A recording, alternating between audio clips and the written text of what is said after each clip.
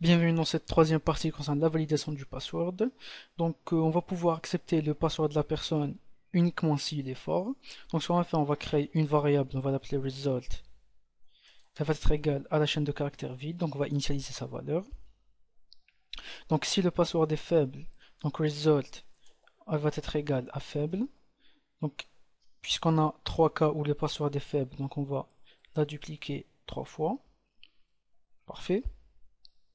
Le deuxième cas où le mot de passe est moyen, on va dire la variable va être égale à moyen. Je copie ça et je le colle là où mon mot de passe est moyen.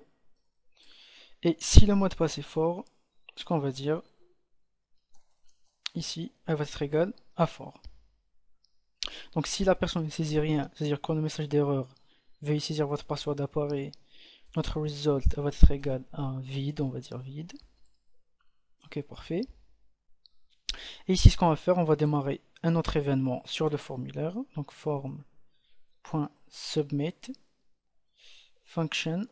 Donc si la personne clique sur le bouton valider. Ici, ce qu'on va dire, if result est égal à faible. On va faire un alerte à l'utilisateur. On va lui dire votre password est faible. On ne peut pas l'accepter, par exemple. Et on va return false pour que le formulaire ne renvoie pas les informations. Donc, return false. Parfait.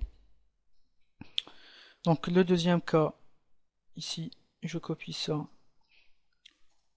Deuxième cas où le password est moyen, on va dire votre password est moyen, on ne peut pas l'accepter. Le troisième cas, si le password est fort, cette fois-ci on va rien afficher, on va juste return true. Ici on va faire plutôt des else if. Else if, si c'est pas collé, else if. Donc else, tout court, donc sinon, donc je vous explique ici la logique. Donc s'il est faible, on lui affiche votre mot de passe est faible, on ne peut pas l'accepter. Sinon, si il est moyen, on lui affiche votre password est moyen, on ne peut pas l'accepter. Donc sinon, si le password est fort, on va envoyer les informations à la base de données. Sinon, eh ben, on va return false. Donc pour le cas où le password est vide. On va faire un petit test. Ici, valider, on me dit votre password est faible, on ne peut pas l'accepter. Donc si le password est moyen, validé, votre password est moyen, on ne peut pas l'accepter. Si la personne ne saisit rien, elle a le message d'erreur, veuillez saisir votre password.